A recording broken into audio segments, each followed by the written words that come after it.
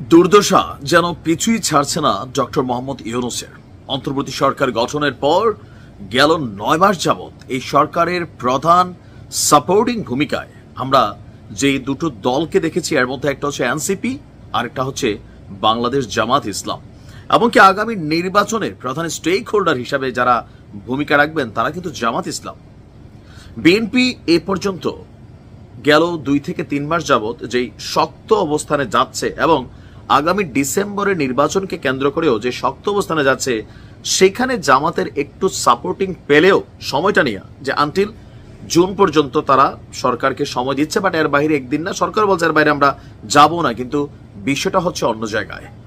বন্দর গেল কয়েকদিন যাবৎ চট্টগ্রাম বন্দর বিদেশিদের কাছে তুলে দিচ্ছেন দাবি করে বিএনপি একের পর এক বিবৃতি দিচ্ছে যে চট্টগ্রাম বন্দর বাংলাদেশের একটা অন্যতম গুরুত্বপূর্ণ বন্দর। ডক্টর ইউনূস ভাবছেন এই বন্দরটার মেইনটেনেন্স বিদেশিরা যদি নেয় তাহলে বাংলাদেশের যারা কলাকুশলী আছেন তারা শিখবে, এখান থেকে শিখা ভবিষ্যতে সারা পৃথিবীতে তারা বন্দর মেইনটেনেন্স করতে পারবে, একটা নির্দিষ্ট সময়ের পর তারা চলে যাবে। কিন্তু বিএনপি ভাবছে দেশের সার্বভৌমত্ব, নিরাপত্তা এবং আরো অনেক ইস্যুতে এই জায়গাটা দেওয়ার সুযোগ নাই।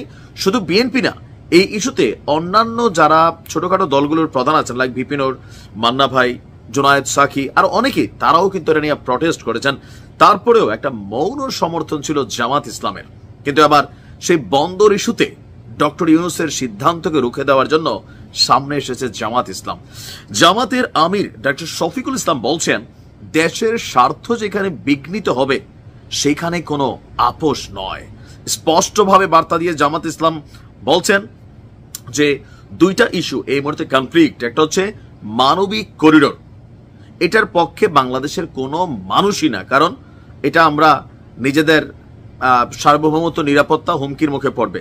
তো সেই জায়গাতে জামাতও ফাইনালি মনে করছে মানবিক করিডোর নৌ, বন্দরও নৌ। দেশের স্বার্থের বিরুদ্ধে বাংলাদেশ জামাত ইসলাম কোনো কিছুতে হ্যাঁ বলবে না। দেশের স্বার্থ যেখানে বিঘ্নিত হবে সেখানে নৌ। করিডোরের বিষয়ে স্পষ্ট বার্তা তিনি বলছেন যে যদি এটা করতে হয় তাহলে নির্বাচিত সরকারের মাধ্যমে পার্লামেন্টে বস করতে হবে। আর এখন করিডোরের বিষয়ে কোনো সিদ্ধান্ত নিতে হলে সকল রাজনৈতিক দলকে নিয়ে বসে আলোচনার মাধ্যমেই এটাকে মানে স্পষ্ট করতে হবে। তিনি বলছেন যে প্রধান উপদেষ্টা নির্বাচনের বিষয়ে বলছেন একটা নির্বাচন দিবেন, ইতিহাস সৃষ্টি করবে। আর বন্দর এবং করিডোর ইস্যু এগুলো অন্তর্বর্তী সরকারের এই বিষয়গুলোতে ফোকাস করার বদলে নির্বাচন এবং অন্যান্য সংস্কার ইস্যুগুলোতে যে সময়টা সরকার নিয়েছে সেখানেই ফোকাস করা উচিত। চট্টগ্রাম বন্দর এটার ব্যাপারে এই অন্তর্বর্তী বা ইন্টারিম গভর্নমেন্ট সিদ্ধান্ত নিতে পারে না বলেই সকল দলমত নির্বিশেষে আমরা দেখছি অবস্থানের ব্যাপারে। আবার এনসিপিও আপনার করিডোর ইস্যুতে কিন্তু তারা সরকারের বিরোধিতা করেছে, মৌন বিরোধিতা করেছে, শক্তভাবে কথা বলে নাই, তারপরে তারা বিরোধিতা করেছে। তবে বন্দরের ব্যাপারে সরকারের উপদেষ্টা প্রেস সচিব তিনি বলছেন যে বিদেশিদেরকে বন্দর দেওয়া হবে না, শুধুমাত্র সংস্কার, বন্দরের সংস্কার করার জন্য। এখন এই সংস্কার আসলে কি হবে, সেখানে কি কি করা হতে পারে, কোন দেশ এটার মেইনটেনেন্সে যাবে, ইভেন তারা কতটুকু সাপোর্টিং করবে, কত বছরের জন্য যাবে।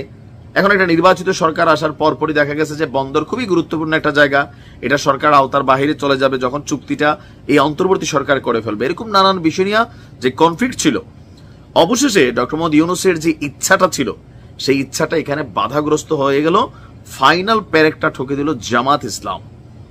আর এরপরে আমার মনে হয় না যে বন্দর এবং করিডোর ইস্যুতে ইন্টারিম সরকারের কোনো পদক্ষেপ নেওয়ার সুযোগ আছে, অথবা জাতীয় ঐক্য গঠন করে সরকার গঠন করে যদি কোনো ভূমিকা নিতে পারে আর কি, তবে সেটা সময় বলে দিবে। ভালো থাকুন।